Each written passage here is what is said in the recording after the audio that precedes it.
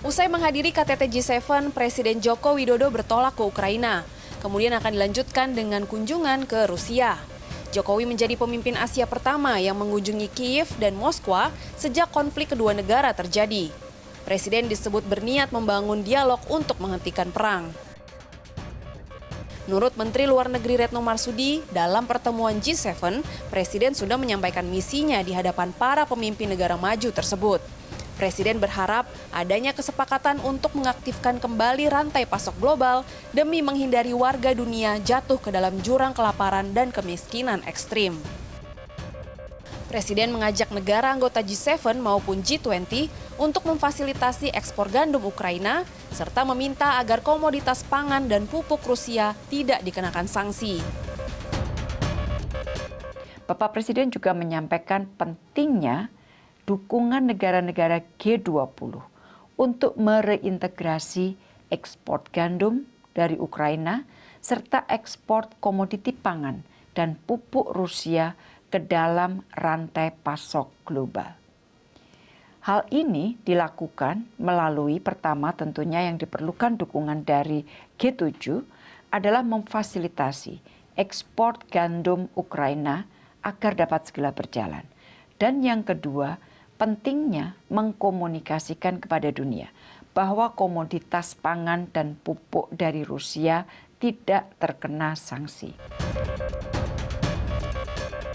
Center for Strategic and International Studies (CSIS) menilai Presiden tidak akan menggunakan pendekatan ekonomi dalam misi perdamaian karena perang disebabkan oleh tensi geopolitik.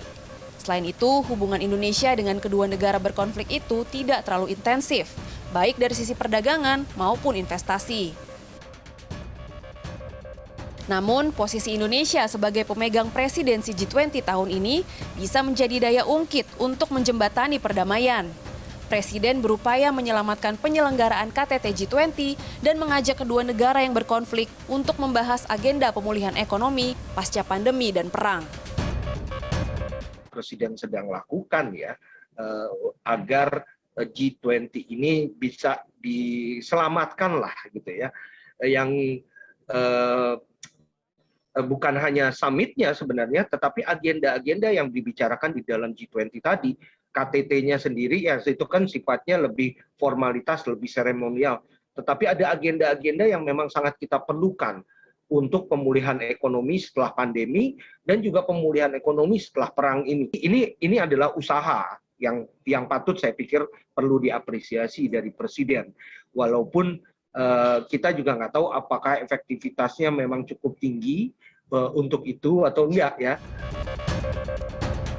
CSIS menilai usaha berani Presiden Joko Widodo ini perlu mendapat apresiasi tinggi. Indonesia telah menjadi jembatan perdamaian Rusia dengan Ukraina di hadapan negara anggota G7 maupun negara anggota BRICS yakni Brazil, Rusia, India, China, dan Afrika Selatan. Indonesia berupaya meyakinkan negara-negara Barat untuk menghentikan beragam sanksi terhadap Rusia. Jika negara Barat masih memberikan sanksi tersebut, bisa dipastikan perang kedua negara masih akan berlanjut. Desy Aritonang, Maria Oktober, Jakarta.